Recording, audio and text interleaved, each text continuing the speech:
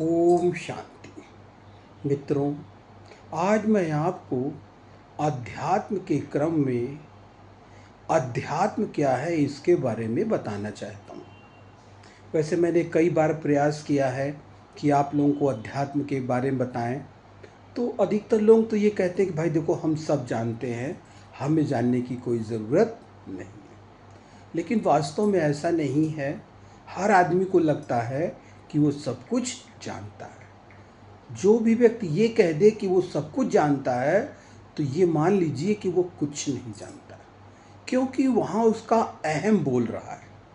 और जिस व्यक्ति का अहम बोलने लगता है, तो उसके नीचे जाने की प्रवृत्ति धीरे धीरे बढ़ने लगती है।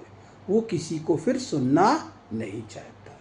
फिर भी अध्यात्म का साधारण अर्थ है अपने आप को समझना, अपने आप को महसूस करना कि मैं कौन हूँ।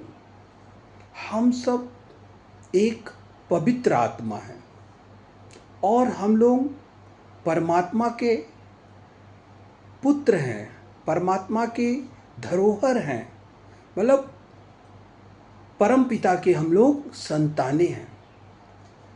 तो अगर हम लोग हर काम अपने परम पिता की याद में करेंगे, तो जीवन में हमसे कोई भी गलती नहीं हो सकती।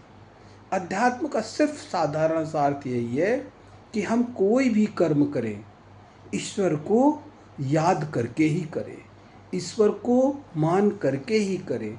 मान लीजिए हमको खाना खाना है, एक बार भोग लगा दीजिए। मान लीजिए आपको ड्राइविंग करना है, एक बार उसको याद कर लीजिए कि ये गाड़ी तो आप ही चला रहे हैं। मान लीजिए आप घर से बाहर निकल रहे हैं, तो एक बार उसको ज़रूर याद कर लीजिए कि बाबा अब हम बाहर चल रहे हैं।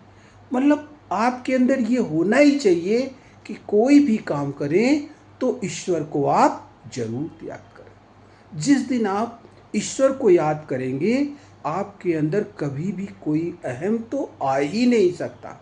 क्योंकि हमने अधिकतर देखा, अधिकतर क्या 80% आदमी ऐसे टेढ़े होके ऐसे घमंड के रूप में चलता है कि पूछिए मत।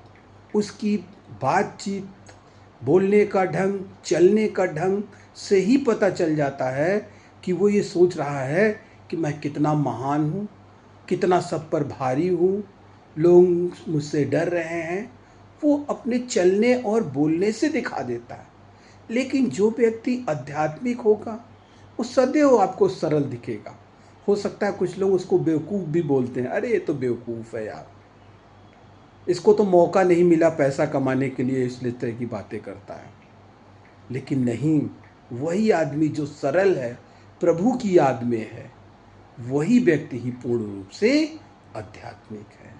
ओम शांति।